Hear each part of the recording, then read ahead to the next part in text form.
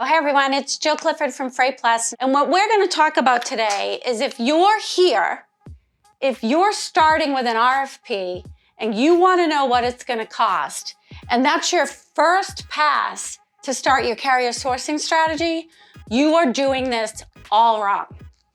All wrong. And if this really scares you, hearing this statement, please listen in, because this is not the right way to source carriers. It's too difficult to start with what's the price. And it should be the last thing you think about.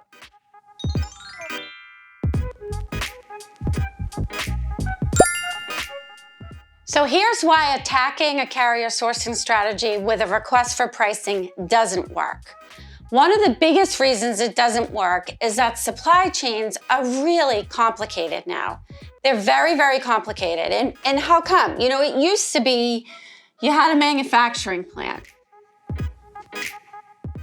Or you were just a traditional distributor and you didn't manufacture anything, but you had a DC, right? And some manufacturers would feed a DC, and then the DC would ship out to all your customers. And then you had some suppliers, and you'd be buying from suppliers, and there'd be some suppliers, and the suppliers would be sourcing a manufacturing plant or direct to a DC, and they'd be serving customers. Well, now it's far more complicated. Not only do you have more suppliers, there's a lot more suppliers companies are sourcing from. They're also sourcing from all parts of the globe, right? So they're coming from everywhere. And you're seeing more than one manufacturing site. And then you're seeing more of a distribution network. You know, as we all know, the trend to get closer to the customer, right? And so what has that created? That's created a more complicated supply chain. There's more distribution points, whether they're directly from manufacturing sites or they're coming into DCs.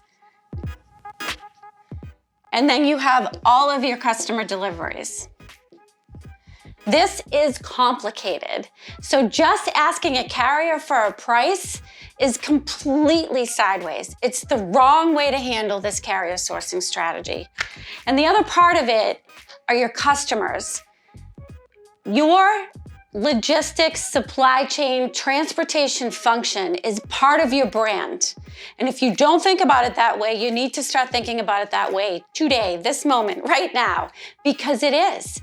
And those deliveries to your customers that you're sourcing carriers to make are part of your brand. And when you look at the carrier network, it is a marketplace now. We have over 400,000 carriers. 400,000 carriers in the US alone moving freight across the country.